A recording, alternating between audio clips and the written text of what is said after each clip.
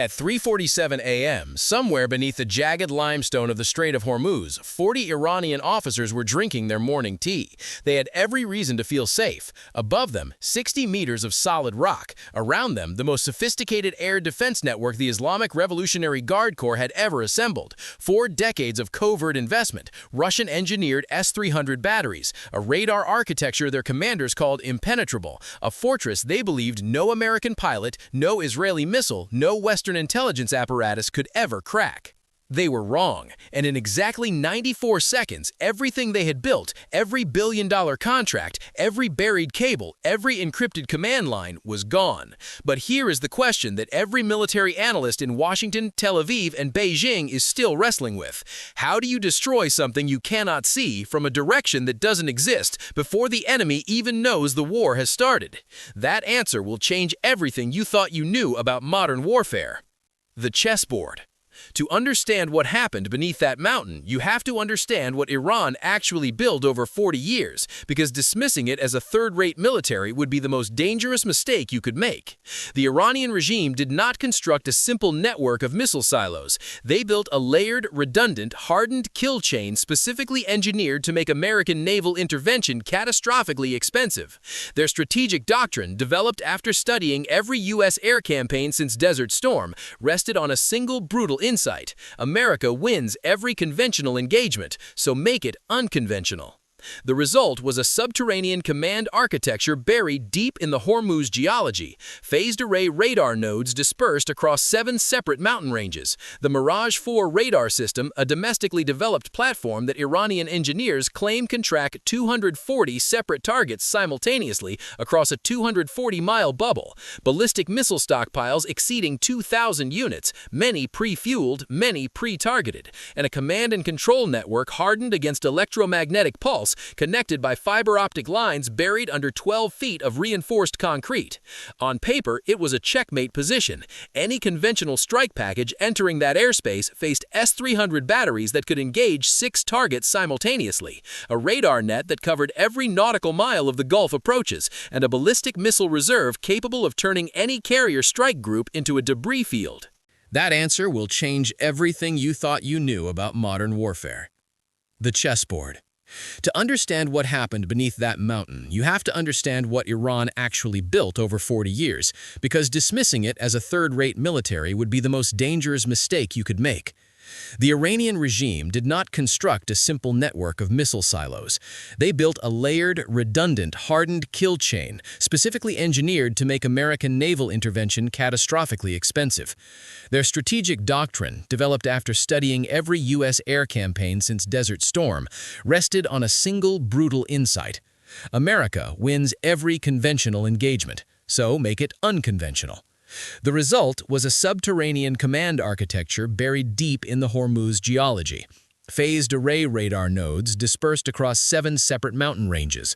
The Mirage 4 radar system, a domestically developed platform that Iranian engineers claim can track 240 separate targets simultaneously across a 240-mile bubble. Ballistic missile stockpiles exceeding 2,000 units, many pre-fueled, many pre-targeted, and a command and control network hardened against electromagnetic pulse, connected by fiber optic lines buried under 12 feet of reinforced concrete. On paper, it was a checkmate position. Any conventional strike package entering that airspace faced S-300 batteries that could engage 6 targets simultaneously, a radar net that covered every nautical mile of the Gulf approaches, and a ballistic missile reserve capable of turning any carrier strike group into a debris field. Iran's generals had spent 4 decades building the one thing that frightens American strategic planners more than anything else, a fortress that makes the cost of entry too high for democratic publics to stomach. They built it perfectly, except for one thing. They built it for the wrong century. The kill web activates. March 5th, 22,000 miles above the cloud layer. The Iranian crew had no idea that the moment they began the pre-launch sequence on their first ballistic missile, they had already been dead for 11 minutes. Here is what they could not see, could not detect, and could not stop.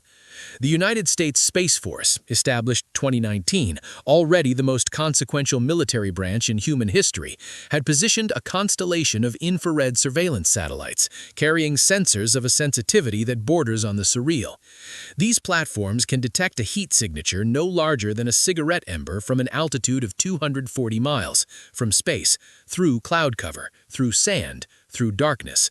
The moment an Iranian launch crew ignited the fuel sequencing system of a ballistic missile, that thermal bloom, no larger than a campfire from orbital altitude, lit up on a high-definition screen in a windowless operations center somewhere in the American heartland. The coordinate set was generated in under 3 seconds, pushed simultaneously to an Israeli F-35C Lightning II running dark over international airspace, and to the Combat Information Center of an Arleigh Burke-class destroyer holding position in the Gulf. 11 minutes before the Iranians pressed a single button, the weapon that would kill them was already computing its terminal approach. The erasure, three-dimensional checkmate. 30,000 feet above the Bay of Biscay, 2 EA-18G Growlers had been orbiting in complete silence. Now they dove. They didn't fire missiles, they fired something more devastating in this context. They fired digital napalm. The ALQ-218 tactical jamming pods locked onto the Jiggle's antenna farm and focused a narrow, high-intensity beam of coherent electronic noise directly into the ship's SIGINT suite. Every screen in the Russian intelligence center went white, their satellite uplink to Moscow severed, internal communications flooded with screaming feedback. In 3 minutes, Russia's most capable spy ship in the Atlantic had been transformed into a $200 million piece of floating, blind, mute scrap steel. And then the ocean moved. 400 yards off the Jiggle's starboard bow, the surface churned. A black tower of steel broke the waterline, then a hull, then 560 feet of Ohio-class nuclear-powered guided missile submarine. The USS Florida performed a tactical surface. Let the weight of that moment settle. For a submarine to surface that close to a target vessel means it was not responding to the incident. It was already there, sitting in the thermal layer beneath the Jiggle's keel, completely undetected for hours, possibly days. The USS Florida carries 154 BGM-109 Tomahawk cruise missiles. By surfacing, the U.S. Navy delivered a message that required no translation. We didn't just see your drone, we have been sitting in your shadow, fully armed, with the ability to erase you from the ocean before you even gave the launch order. While the Russian crew processed that existential horror, the Arleigh Burke accelerated to 34 knots and began a high-speed dominance circle around the paralyzed spy ship, its Mark 45 5-inch deck gun trained directly on the Jiggle's bridge. Fire control radar locked, RIM-66 standard MR in surface strike mode warmed and ready, a missile that can shred a ship's superstructure in seconds. Jammed from above, tracked on the surface, haunted from the depths. The Russian commander was checkmated in 3 dimensions simultaneously. He could see the American sailors on the Burke's deck. He could see the fire control optics tracking his bridge. He had no communications, no orders from Moscow, no way out. The geopolitical shockwave. When the sun rose over the Bay of Biscay at 6 a.m., the Charles de Gaulle was conducting flight operations as if the night had never happened. The Arleigh Burke was back in plane guard position, and the USS Florida had dissolved back into the deep, invisible again. Patient, waiting.